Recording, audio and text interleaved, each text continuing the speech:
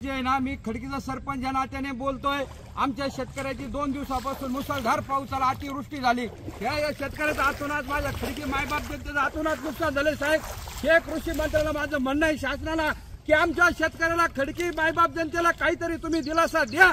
साहेब, काय करू मी? माझं तोंड हाणून घेऊ का? साहेब, माझ्या खडकेकरांना मी काय सांगू, तुम्ही सांगा।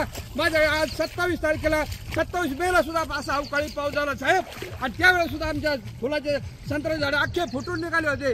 पण त्यावेळेस सुद्धा आमच्या अवकाळी पावसामुळे सगळा बाहेर गळून गेला साहेब, आणि त्यावेळेस आमच्या शेतकऱ्याचं इतकं मोठं नुकसान झालंय, आणि ते बी कुठं शासनाने त्वरित मला त्यावेळेस सुद्धा दिली नाही। आणि आता हे दुसरं आसमानी संकट आमच्या खडकीला संकटात वाढवलं गेलंय। साहेब, तुम्ही सांगा मी काय करू? आज माझ्या जनतेला मी काय सांगू साहेब? हे बघा, माझं शासनाला एकच विनंती आहे, हे सगळं आज गाई गुरांना खायला सुद्धा चारा राहिला नाही साहेब। ही सांगा मी आज काय लोकांना सांगू? ही माझी एक शासनाला एक विनंती आहे साहेब। मी सरपंच यांनी बोलतो खडके गावचा, माझ्या शेतकऱ्यांना माझ्या खडके गावाला काही ना काही मदत करा साहेब त्वरित। आणि आज हेक्टरी 50,000 रुपये मदत करून द्या साहेब। हे तुम्ही माझ्या जनतेला काहीतरी दिलासा एवढंच मागतो साहेब।